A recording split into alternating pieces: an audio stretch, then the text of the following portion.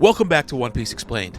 We're back once again with another outstanding chapter in the Egghead arc, and in this video, I'll be breaking down what exactly we can expect to see in this Yamato cover story, everything we know about the Mother Flame, what these new revelations about Joyboy mean for the world of One Piece at large, and much, much more. And this is going to be a long one, so feel free to skip around to the various parts of the video that you're most interested in, and be sure to like and subscribe if you end up liking the breakdown.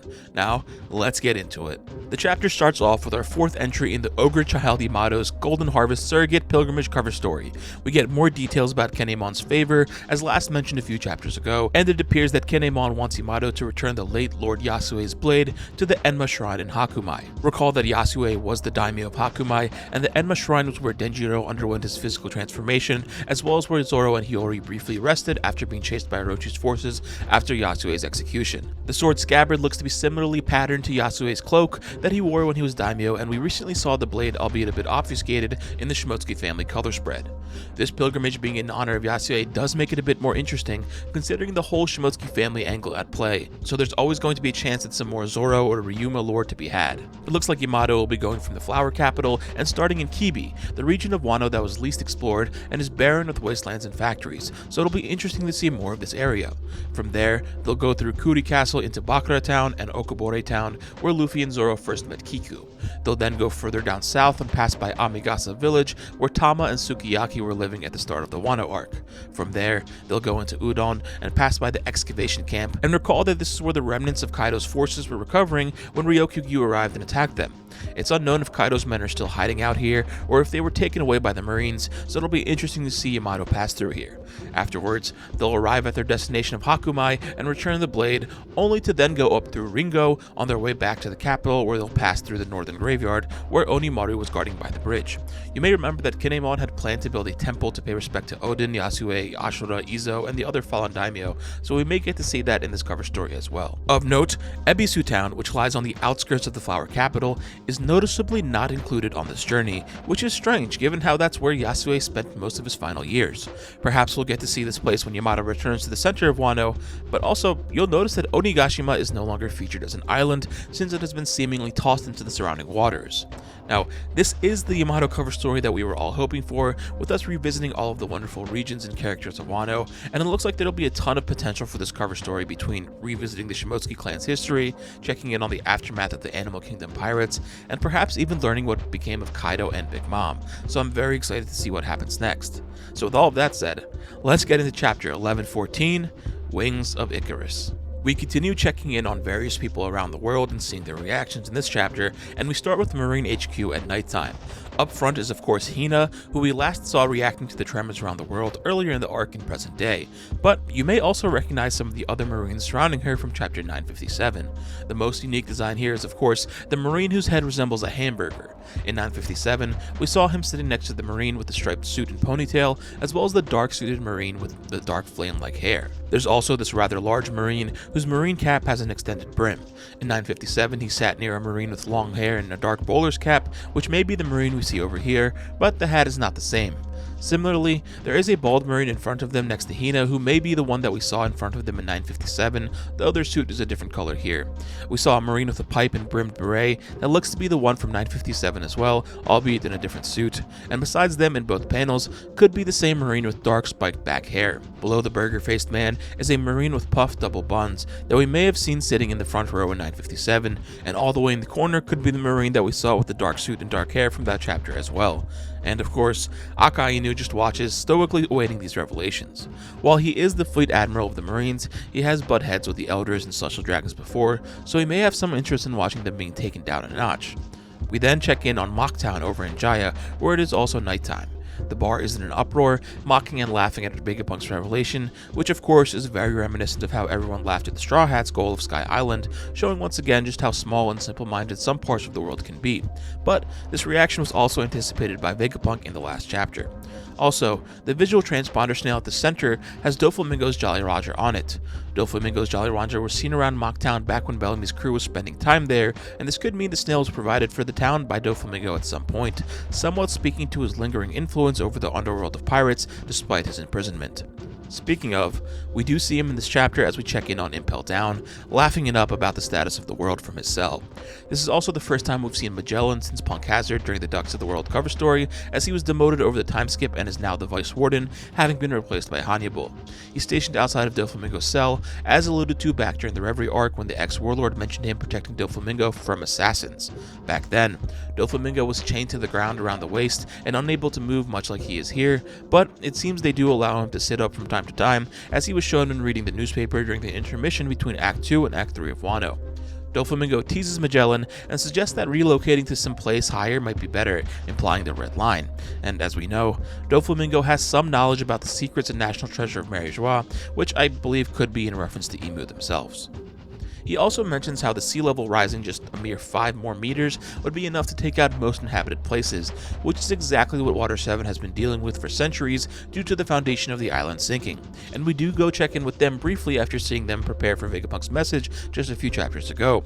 This time, we get a reaction from Polly, who we last saw reacting to Frankie's previous bounty poster in the Decks of the World cover story during the Whole Cake Island arc. We still have yet to see the Water 7 group react to Frankie's most recent bounty poster, where he's been replaced with 1000 Sunny.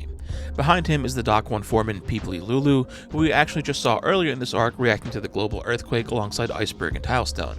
His hair featured multiple licks sticking out when reacting to Frankie's bounty poster, perhaps in shock as he gagged, but it seems he's managed to get most of them to stay down in the present day, but has had trouble with the last one as usual, since the one we see in this chapter is on a different side than the one we saw earlier in the day. We also briefly check in on the Ryukyu Kingdom on Fishman Island, where we see Neptune, Shirahoshi, Megalo, and Hoei, along with the ministers of the right and left for the first time since the intermission between Act 2 and Act 3 of Wano, though of course, we did see the royal family during the flashback to the Reverie earlier in this arc.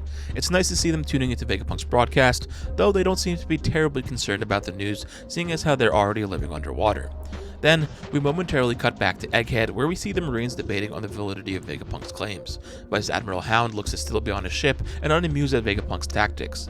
The Elders are at the end of their ropes and decide on destroying any and all life forms they sense, instead of pinpointing the location of the transmission transponder snail, really showing their desperation here. We then cut to an unlabeled country watching the broadcast. It's hard to place exactly where this may be. At first, one may think of Alabasta, given the trees and the clothing of the people in the town, but it strikes me as odd that Oda would show Alabasta for the first time since the news of Cobra's death and Vivi's disappearance in this manner. Also, notice that it seems to be daytime here, which doesn't actually really help since we saw Jaya was observing nighttime, while Twin Cape was observing daytime, and Alabasta is somewhere in between. Given that the next panel features the Big Mom Pirates, I was thinking that this could be somewhere in Toto Land, as the clothing is similar and certain islands have this type of foliage as well, though it's hard to say for sure.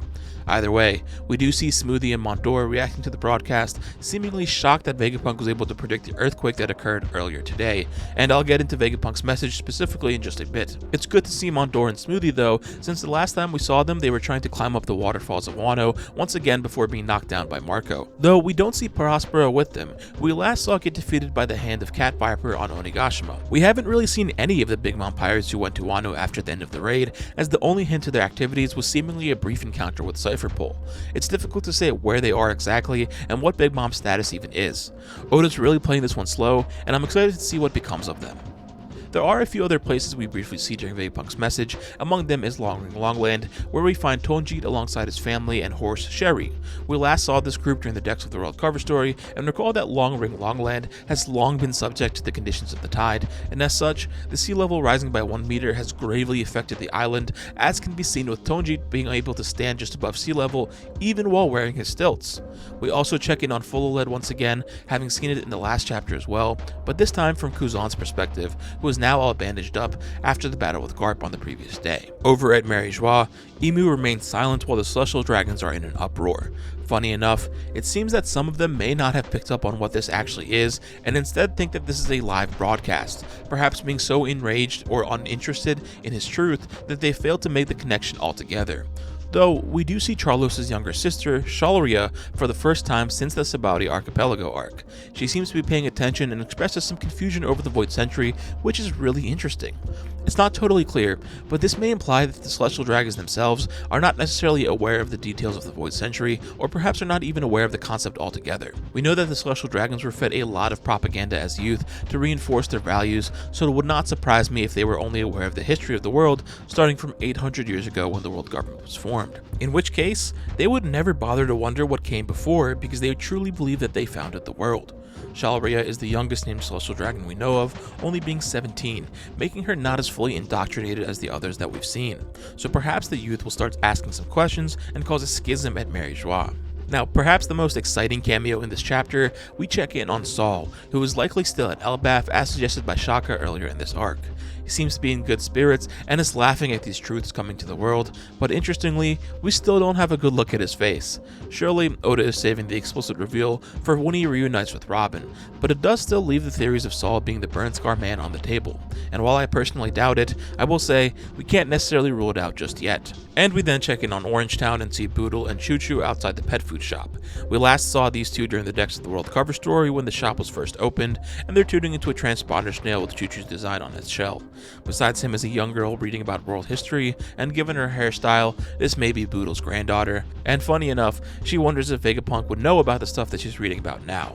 And I really like this inclusion because it further illustrates how the people of the world at large are not taught about things before the formation of the world government. And last but not least, we visit Amazon Lily. It's difficult to see what time of day it is here, though given its location, it should be nighttime as well. Up front is Margaret, who we last saw earlier this arc during the attack on Amazon Lily, and besides her is Cosmos, another Kuja pirate that was last seen amongst the crew when dropping Luffy off on Sabaody. She was covered up by a speech balloon there, but is more easily visible in the anime. The Kuja tribe member in front of her is a little hard to make out, but this one could be the island doctor Belladonna, who was last seen during the Amazon Lily arc when Hancock was struck with love sickness. I absolutely love how Oda has been taking us around the world in this arc and showing us everyone's reaction to the message. It only makes sense given that this is likely the event that will shock the world at large, as foreshadowed earlier in the arc. While Vegapunk's message continues, the Labo Phase group continues to protect Robin from Saturn. Lilith has now joined the fray and is seemingly using some sort of gun. Its usage doesn't quite resemble the handheld bubble gun that we saw earlier in this arc, making me think that it's a different weapon altogether. Nami strikes her with a lightning blast technique that we've seen her use most often since getting Zeus, and Chopper continues to tank hits from Saturn's legs while Usopp and Brook dodge. Saturn seemingly has sent the group flying backwards as Robin catches them with her CN floor spider net technique, and he tramples over Chopper as his priority has now shifted from killing Robin to stopping the broadcast by whatever means necessary. Now, it's not completely clear if this was the result of him simply pushing the crew away physically, or if this is from his eye abilities that we saw him use earlier in the arc. His eye does glow here, but this could just be part of his regeneration after Nami's lightning bolt attack. There is a bit of a neat parallel here though with Kuma, as this injury somewhat resembles what Kuma endured earlier in this arc during his clash against Sakazuki. Even though this encounter with Saturn was abbreviated for external reasons, it's great to see this half of the crew hold their own and protect Robin from one of the greatest threats that we've seen so far, and come out unscathed at that. Brook calls out for Zoro and Jinbei, which may be implying that they must be close enough to hear his shouting, since otherwise they'd just be communicating through their earpieces as they've done throughout the last few chapters. Suddenly, they notice that the island cloud they're on is expanding and realize that this must have been Edison's plan to help them escape onto the sea safely. It's hard to place exactly where Edison is to have done this, perhaps somewhere in the central factory of the Fabio phase that we saw earlier in the arc, or even within the giant bottle-like structure where the clouds seem to be stemming from. While he still seems to be alive here, it seems he has no expectations of leaving the island with them, and if that's the case, I'm interested in seeing what becomes of him. Will he be destroyed alongside the island, or perhaps will his body and mind fall into the hands of the world government somehow? We'll have to see. And finally, Luffy has seemingly regained enough stamina to use Gear 5th once more and delivers a giant armament hockey infused punch right to Warcurry's nose. But even in this form, the attack ends up backfiring, quite literally, as Luffy's arm is engulfed in flames and throbs in pain. Now, it was a bit ambiguous where this fire was coming from in the prior instance, since Luffy had been using Red Rock, a technique that generates flames itself, but here, it seems clear that this burning sensation is a result of making contact with Warcurry's body. While Warcurry does have a raging flame on his back, Luffy has only made contact with the top of his head and his snout, making it seem like that any contact with his main body can induce a burn. Though recall that Brogy and Dory were unharmed when blocking and pushing back Warcurry's blade-like tusks. The abilities of the Elders are so nebulous, I'm really looking forward to seeing us get some more straightforward answers to what exactly they can do. Now, when Saturn rushed past the Straw Hats on the Labo phase, he made his way to the main lab in order to assure the safety of the power plant, which we recently learned was on the first floor of Building B. He breaks through a wall to enter the lab and is taken aback by the brightness of the Mother Flame. Now, I know some may have speculated that the Mother Flame was able to hurt the Elders, but I think this is just him wincing after directly looking at something so bright. After all, Vegapunk's eventual goal was to effectively create his own sun, which of course is a big motif or recurring imagery that runs across the series, especially in the most recent arcs. And with that, we get the Mother Flame in all of its glory. Now there's a lot to talk about with this, so let's just get straight into it, and let's start from the beginning. We first saw the power of the Mother Flame at the very start of this arc with Lelouch's destruction by some weapon that we still do not have any concrete details about. A few chapters later, when asked what powered the various parts of the lab on Egghead, Lilith explained that the island was fueled by fire, which at the time was very vague. She explained how fire could be turned into various forms of energy and how the Vegapunks have been researching the issue for a long time. Then, she mentions the hypothetical existence of an undying flame and how this would allow them the energy of their very own sun. And the phrasing here is very particular, because at first glance, it leads the reader to think that this is a conditional or subjunctive statement, that this undying flame is something the Vegapunks are working towards, especially in conjunction with Atlas's sentiments from just a few chapters prior, where she expressed a lack of resources to achieve their goals. We also learn explicitly that providing energy to the world at large is Vegapunk's dream. Then, this notion of an energy supply is kind of brushed to the back of our minds as we fall into York's machinations throughout the Straw Hats' first day on the island. It's not until over 20 chapters later that we revisit the moments leading up to the destruction of Lelouch, where we first get the term Mother Flame. At that moment, we were led to believe that this was the name of the weapon that destroyed Lelouch and that it was created by Vegapunk. Later in that same chapter, we return to the present day as Sabo comments on the object that destroyed the island while the leaders of the Revolutionary Army try to deduce what it could be. Ivankov asserts that the weapon must have been Vegapunk's doing, given that it was a government weapon, which at the time further convinced readers that Vegapunk had made this object. However, Dragon rejects the notion and explains Vegapunk would never willingly make a killing machine, at which point Ivankov agrees and then suggests that it must have been an ancient weapon, prompting Dragon to wonder, much like us, that if that were the case, then why has it only been used recently? So at this point, with chapter 1086, we as readers are left just as confused as the Revolutionary Army is. The Elders and Emu say that Vegapunk created the Mother Flame, but the Revolutionaries say that it must be an ancient weapon. So what's the truth?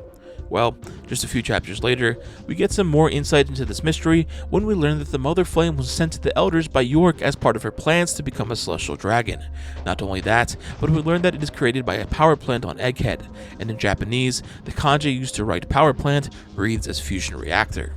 It's at this point that we realize the Mother Flame was the energy source, the fuel, for whatever it is that destroyed Lelouch. That's why back in 1086, the Elders were speaking of the necessity to test Vegapunk's invention, and why they thought the results of this test may affect how they would go about the mission to kill the Vegapunks, since they would need to get a hold of the means to produce the Mother Flame. But for some reason, many fans still continue to conflate the energy source that was the Mother Flame with the weapon that destroyed Lelouch even after 1089, so I'm glad that we finally get to see the Mother Flame itself here in this chapter. And it being an actual flame makes a lot of sense, given what we were told earlier in the arc by Lilith about how the island is powered by fire. That statement about an undying flame and creating their own sun was not just a mere hypothetical, it was already underway and was what allowed Egghead to function all this time. Now, you'll notice that it does seem to be contained in this giant device, likely the fusion reactor or power plant itself, and much like Vegapunk's brain, it's preserved in a liquid of some sort. Now, in our real world, water is necessary to cool fusion reactors, and here it looks like the flame still burns even when submerged. Perhaps this is why it was referred to as the undying flame, as it cannot be put out by even dousing it with water. And perhaps York was able to take part of this and provide it to the Elders without the original dying out, effectively making it the mother of all flame. One quick caveat, it's unlikely that the Mother Flame was the dynamic energy source that was available during the Void Century and powered the Iron Giant. Vegapunk had said he was unable to recreate it, and as far as we know, the robot's movement was seemingly prompted by the Drums of Liberation. Speaking of, we do see it continuing across the island in this chapter, bewildering the Marines, and it'll be interesting to see what happens next now that Luffy is back in Gear 5th. There has also been a lot of speculation with the imagery and text on the machine itself, and while I think there are often meaningless combinations of letters and numbers throughout various machines in the series that fans often like to fixate on, leading to some nonsensical theories like Eustace Kid being a secret 7th Vegapunk satellite, I will draw some attention to the A, ampersand, M, and U on the machine.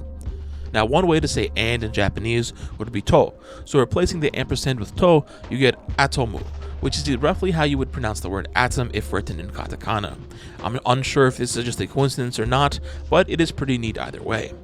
Also of note, mu is the first person pronoun used by emu to refer to themselves. It's more of a speech quirk of emu than it is an actual pronoun that can be used by Japanese speakers. And I'm not certain if there's anything to really make that connection just yet, but I wanted to include it just in case it interested anyone. And I guess I should touch on the concentric circles and irradiating mechanical components of the Mother Flame, sharing vague similarities to various figures in the wall paintings found in the ancient moon city of Burka. Though, this is effectively the equivalent of chasing ancient aliens by interpreting spaceships out of Mayan wall carvings. Cultures across both our world and the world of One Piece have documented histories of sun worship, so it's no surprise that there are sun-like figures found across their art and relics. That said, I do believe that these paintings from the Enel cover story are important to the story at large, but I don't necessarily think that we can draw any conclusions between them and the current story just yet, at least confidently anyways. The ancient sky people created these automata using some energy source, but it's unknown if that was anything close to the Mother Flame or even the dynamic power source that Shaka spoke of, considering that Enel was able to recharge the automatons using Devil Fruit abilities. Especially since Tsukimi, who was a scientist from the same island where Vegapunk was born, was able to make automata himself, so who knows. We leave the Mother Flame with Saturn smacking away at some of the equipment in the lab, having reverted to his human form in order to fit inside the space, much like we saw with Mars and Punk Records a few chapters ago. The Elder's goal is to eliminate every living being they can sense in order to destroy the source of the broadcast, which they presume is the transmission transponder snail, but we do know his goal is to secure the Mother Flame. I have always thought about how the Elders planned on bringing the power plant and Punk Records back to Mary Joie with them, so I'm wondering, is he trying to make a room for a summoning circle or something like that here to send it back that way? I guess we'll just have to see. And also of note, there is a pretty notable doorway right here, so I have to wonder if one is able to simply access it through that. Now finally, let's get into what Vegapunk is actually saying in his broadcast here. We left off on the previous chapter with the revelation that the world is going to sink, and in my previous breakdown, I was talking about how Vegapunk should not have been privy to the earthquakes that happened earlier in the present day as a result of the destruction of Lucia when he recorded the message, since both Shaka and Pythagoras were in it and they died yesterday, meaning that this must have been recorded before the previous day at the least. Well, lo and behold, we learned that in this chapter, Vegapunk was recording the message a few days prior and was actually predicting the present day's earthquakes using data from his various seismic sensors, which he of course would have as the world's leading scientist in nearly every field. So, with that point included, it completely makes sense that he could conclude that the world is sinking using the predicted earthquake and resulting sea level rise as a data point. It's possible that the sea quake that was reported just after Lucia was destroyed was part of the sensor data that Vegapunk is referring to here. And ultimately, it's actually really clever and clean writing, as this is what helps verify his claims and intentions as true. Otherwise, there would not really be a reason to believe him in this message. And I imagine there's something in this video like a date and timestamp that proves he's recording this from the past. Plus, we can now narrow down the recording of this video to have taken place at most 6 days ago when Lucia was destroyed. So all of these potential issues and logistic details have been accounted for, and that's great. Vegapunk then asserts that this earthquake is unlikely to be of natural causes. He prefaces the explanation by saying that he was always motivated by peace, which is technically true given his work with Mads where peace was their mission, although his work for the government may have backfired there, and he even suggests as such when talking about his 2 sins that he had mentioned in the previous chapter. He believes that his first sin was his blinded efforts in achieving his goal of bringing an unlimited energy to the world, which ended up burning him as described by the Icarus metaphor that is also the title of the chapter. In Greek mythology, Icarus was a man who flew too close to the sun with his wings made of wax, causing them to melt and sending the man back down below. This metaphor for hubris perfectly exemplifies many of Vegapunk's idealistic efforts throughout the years, and is literally what he's doing here as he was trying to make the Mother Flame and create a sun. It is quite interesting though that he moves away from this sin rather quickly. We can't really tell if he was aware of the world government using the Mother Flame for their weapon at the point in time this message was recorded, and as far as we know, he was completely oblivious to York's nefarious activities over the past 3 months since she had not been sinking, and only came to realize these things earlier in the present day when she spoke with the Elders. So, while it's possible that there may be more down the line that shows he deduced someone else was making use of the Mother Flame, it could also just be that he believes the detected seismic activity to be the result of his usage of the Mother Flame on the island. This would not be the first time that his creations have wrought havoc on the environment, as we saw with the warm eddy rising above the surface of the ocean outside Egghead being a byproduct of the heating of the island thanks to the island AC. He continues on to the second sin, which he predicted accurately as being his Void Century research. He explains to the world at large what the Void Century is and how the poneglyphs were created to record the truths that were left behind. All of this is of course things that we as readers have known for the better part of 2 decades now, but it may not necessarily be common knowledge across the people of the world. He continues to tell the world what we learned earlier in this arc, that he was able to use the text of Ohara to study the poneglyphs, and admits that he doesn't know everything about the Void Century. Only a little bit, which is just about what I was expecting and hoping for. If you watched my 11-13 breakdown, you know I didn't want Vegapunk to undermine Robin's goal of uncovering the truth behind the Void Century by just telling her everything that happened alongside the rest of the world. Vegapunk also mentions how he only intends on reporting what he knows to be fact and doesn't care to speculate, something that we could learn from as a fandom if I'm being completely honest. Jokes aside, we end the chapter by learning that there existed a man born during the Void Century with a rubbery body similar to that of the sun god Nika, as told in the tales of Elbaf, who was called Joyboy. And not only that, he was the first pirate. Now, again, part of this was stuff we already knew about, like the existence of Joyboy during the Void Century, and we had good reason to believe that he had the same abilities as Nika, given that Zunisha says Joyboy had returned when Luffy awakened his Devil Fruit. And while it has always been suggested that Joyboy and Nika were 2 separate entities, the former being a historical figure and the latter being a mythological being, there were some fans who were confused on whether or not they were the same person, so getting some explicit differentiation between the two from Vegapunk here is great. Of note though is that Vegapunk attributes the legend of the sun god Nika to the giants of Elbaf. We knew that Elbaf practiced sun worship as far back as the Whole Cake Island arc during Big Mom's flashback, and we also recently saw that Dory and Brogy explicitly believed in a sun god as well from their dialogue just a few chapters ago, though they never mentioned him by name, which was very interesting. In fact, this was somewhat of a plot point when the elders expressed the need to kill Luffy before they started calling him a certain name, which at the time suggested that the Elbaf giants may not be aware of the sun god's true name, Nika. But from Vegapunk's revelation here, it seems the name the elders were referring to may have indeed been Joyboy. And this is curious, because the elders have never explicitly mentioned Joyboy before either, only Nika. There's definitely something going on here, as we don't exactly know what every party knows, and there could even be some case where the Elbaf giants don't actually know of the sun god's name being Nika, and instead this is just Vegapunk reporting the conclusions of his research. As I've said in prior videos, it's very interesting that the Elbaf giants were aware of the sun god's appearance, but not necessarily aware of how his body worked. Meanwhile, the Buccaneers knew how Nika's body could be, but had no idea what he looked like. So, with Vegapunk having spent time with both Buccaneers and Elbaf giants, he would reasonably be the only person in the world who could piece these 2 accounts of the sun god together. Also, this would suggest that the oldest of texts that he mentioned earlier in this arc may be found in Elbaf specifically, since they included the sun god's appearance.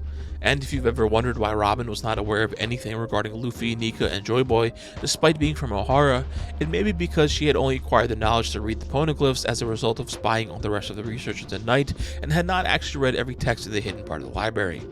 And this brings us to the last bit of new history, that Joyboy was the first person to travel the oceans, the first pirate. There are a ton of possible implications from this one line alone. The first thought being, how could there not have been any person before this to take to the sea, especially if the world is divided by ocean? Unless it wasn't. There has long been speculation that the various islands of One Piece were once connected in some sort of supercontinent. After all, the castle at Mary-Joie is named Pangaea, and perhaps the immensity of the ancient kingdom that Clover spoke of was both in terms of influence and physical scale.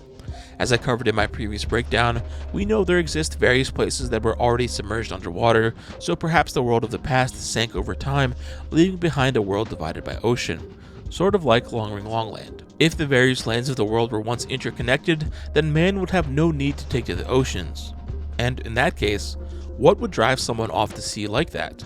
Well, for Luffy, becoming a pirate has always been about freedom, and perhaps this was the case for Joyboy as well, who no longer cared to be confined. Despite how unsuspecting Vegapunk's reveals here may be, there are a ton of things to glean from them, and I'm excited to see what comes next when we resume the manga 2 weeks from now. I know this was a longer manga breakdown this week than usual, but there were so many little details across the whole chapter, I just had to get into it. And I'd love to know where your heads are at, so be sure to let me know your thoughts in the comments. If you enjoyed this video, be sure to like and subscribe so you can get more of my breakdowns as soon as they come out. Thank you so much for watching, stay safe, and I hope to see you in the next one.